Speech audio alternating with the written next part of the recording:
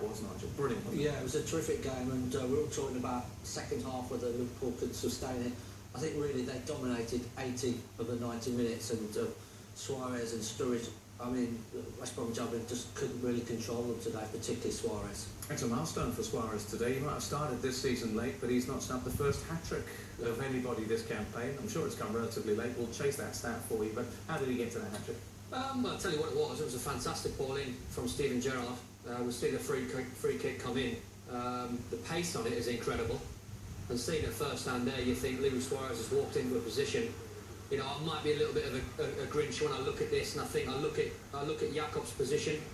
I think he's a little bit. I'll tell you what he wants. He wants the line to be there, and he has to be clever in that. He's got to walk back in or jog back in with his fellow defenders. Branicevic is marking Luis Suarez, and for me, Nigel, I would never have a front man marking another front man because you just switch off. Well, you don't usually, but and also the problem now with the offside law is that defenders are almost marking on the wrong side because they're fearful of being pushed too far back towards their own goal. This is where I want to see Claudio Jakob. His position there, I think he needs to be a yard or two deep back, closer to Suarez, and saying that ball's not going to get pinged on the top of your head. From there, Inichibi is totally out of the game. You know, we run it on there, and Inichibi tries to track him back. He reacts too late. And the form Suarez is in, and the appetite that he showed this afternoon, I thought he was first class. His energy was brilliant, and a great hat-trick. You can't do more than that as a centre-forward. His attitude and everything about what he'd done today was on the front foot. He was very positive. He deserves everything he gets after Thursday. Yeah, it's a good point you make about Inichibi, though. I think he's got previous, and Steve Clarke might be reluctant to use him on free kicks defending in the future. Wayne Rooney exposed his failings again for Manchester United against West Brom, didn't he? Similar situation. Well, he just ducks out of it. I mean, you know, I know Victor Inichibi. He's 6'1". He's strong as an ox. You know, he's a big, powerful lad, and the cross comes in there, the free kick comes in there. You've either got to put your head on this, chest it, do whatever you want, but you can't be letting it go in the back of the net. It's poor defensive play, and I would have thought Steve Clarke might have looked at him and thought, I don't want him in that situation again. It's proved costly. OK, well, that's something they'll have to learn, but to be honest with you, nothing would have stopped Luis Suarez today. He's marched up the scoring charts. He almost got a fourth, didn't he? And this would have been a special goal. They're all special goals from him, but let's have a little look at the bar here from Luis Suarez as well. That would have made it 4 on the day. Yeah, I mean, it's just when he plays like this, it's almost unplayable. It just creates things out of nothing. I mean, it's just instinctive, isn't it?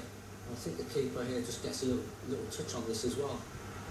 Yeah, it's a good save, but it just makes things happen when he's in the Liverpool team. And when he scores his goals, when he scores his hat-tricks, they tend to be special goals. If we look at the first 2 goals that really effectively killed the contest, the first on the ground with a nutmeg.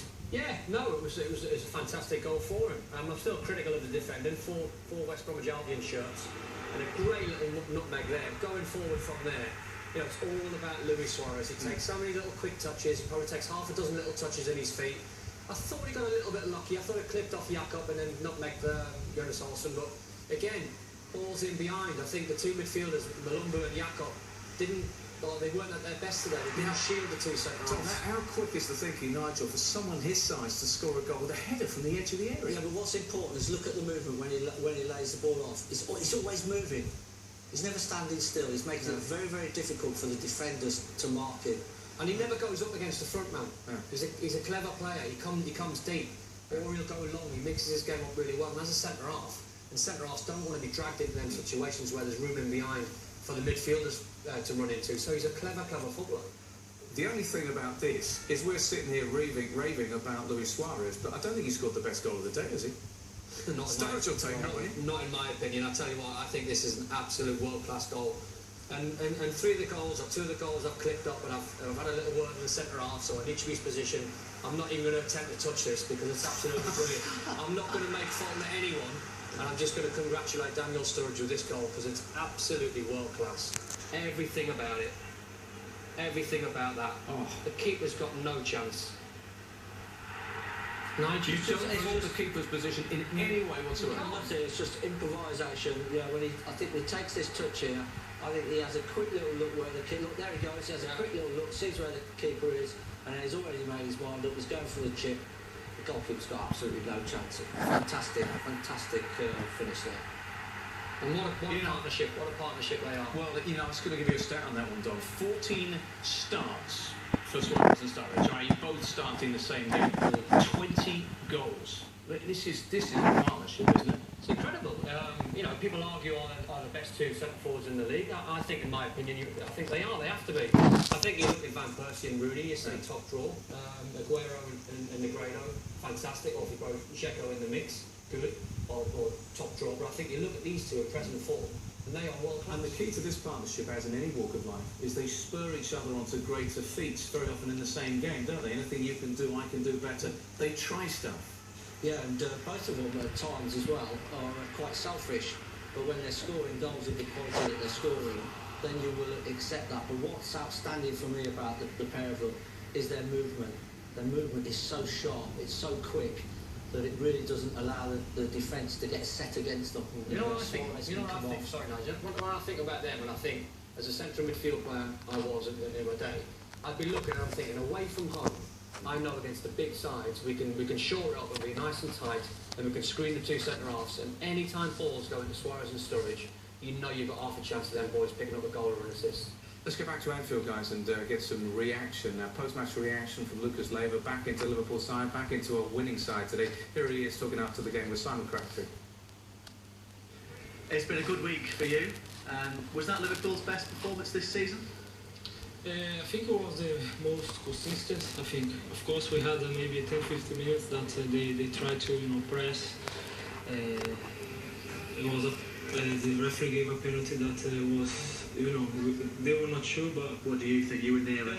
It was quite a lot of players, together. So the linesman thought that it was a penalty. So we can't complain about that. But I think overall, I think we were the better team. The first half, I think we showed a lot of intensity, and that's what when we are our best, when we press well, and then of course the two players that we have up front, they are in good form, so we know that they will create chances and score goals. Lewis was absolutely awesome today, unstoppable.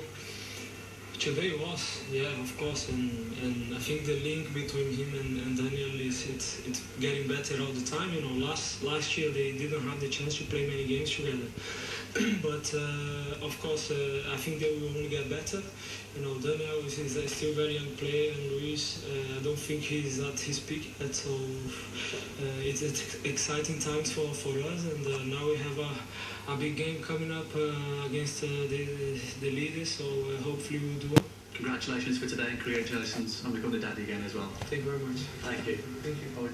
Just a quick wrap up on that one, Nigel. I mean, Liverpool at home in games such as this, a convincing performance like that, they'll start to believe in themselves, won't they? If they can put decent teams like West Brom to the sword as they did today. Well, if they can keep the combination of Suarez and Sturridge fit, then they've got every chance of challenging for the title. We can always debate and say, are they strong enough in certain areas?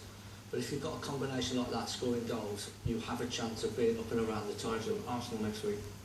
Early thoughts? Home win. I'd expect nothing less. What a game, Don. What a game. Fantastic game. It'll be played in a great manner. Two teams with a fantastic philosophy. They want to get the ball down and play both managers. So interesting to see how brave Brendan Rodgers is.